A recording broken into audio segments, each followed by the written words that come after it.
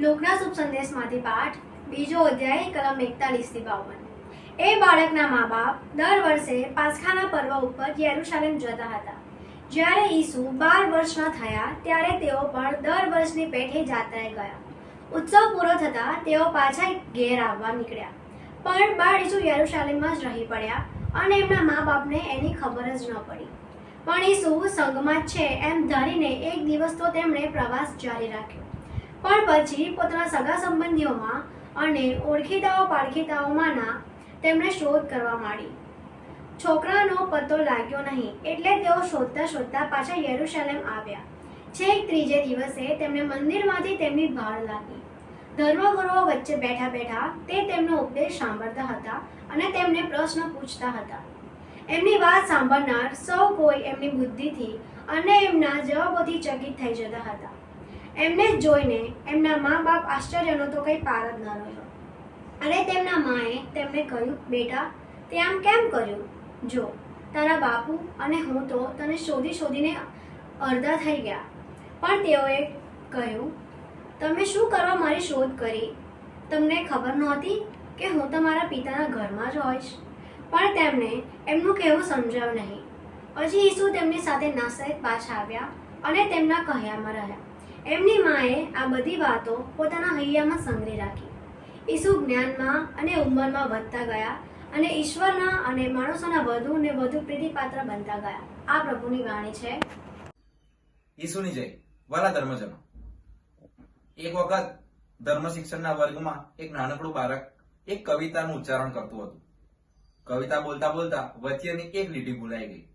પેલું બાળક મૂંઝવણમાં આવી ગયું, એટલે એમની મમ્મી જે પહેલા સ્થાને બેઠી હતી તેમણે ઈશારત કરીને સમજાવવા માંડ્યું કે કઈ લીટી આવશે। પણ પેલું બાળક મૂંઝવણમાં, ખબર પડી નહીં। ત્યારે મમ્મીએ હળવેકથી કહ્યું, હું જગતનો પ્રકાશ છું। ત્યારે પેલું બાળક એકદમ આનંદિત થઈ બોલી ઉઠ્યું, મારા મમ્મી જગતનો પ્રકાશ છે। હા મારા વાલા ધર્મજનો, આજે માતા ધર્મસભા નિષ્કલંક માતા મરિયમના પવિત્ર હૃદયની પર્વની ઉજવણી કરે છે। આ પર્વ ઈસુના પૂજ્ય હૃદયના પર્વ પછી તરત જ આવે છે, અર્થાત ઈસુ અને એમની માતા મરિયમ બંનેનું હૃદય પ્રેમમાં એક છે, મુશ્કેલીઓમાં એક છે, શ્રદ્ધાના સમયે એક છે, અને હા, એ જ હૃદય આપણને ઈશ્વરના સાચા પંથે દોરવામાં મદદનીશ બને છે। મારા વાલા ધર્મજનો, આજના શુભ સંદેશમાં સૌથી મહત્વનું વાક્ય, અને માતાએ બધી જ વાતો પોતાના હૃદયમાં સંગ્રહી રાખી। માતા મરિયમ માટે પણ ઘણી બધી વસ્તુઓ સમજવી અઘરી હતી। એ દેવદૂતનો સંદેશો હોય કે પછી અનેક એમના મુસાફરી દરમિયાન આવતા સમયે મુશ્કેલીઓ હોય, એ ગભાણમાં જન્મ હોય બાળ ઈસુનો, કે અન્ય વસ્તુઓ હોય, એમની માટે સમજવી થોડી અઘરી હતી। પણ હિબ્રુઓ પરનો પત્ર 11મો અધ્યાય અને પહેલી કડી, શ્રદ્ધાની વ્યાખ્યા, જે આપણે જોયું નથી તેની આશા અને એનો પુરાવો। મારા વાલા ધર્મજનો, એ શ્રદ્ધાથી માતા મરિયમ કાર્ય કરતા રહ્યા અને છેક ગર્ભથી લઈને કબર સુધી એમનો સાથ કોઈ દિવસ છોડ્યો નથી।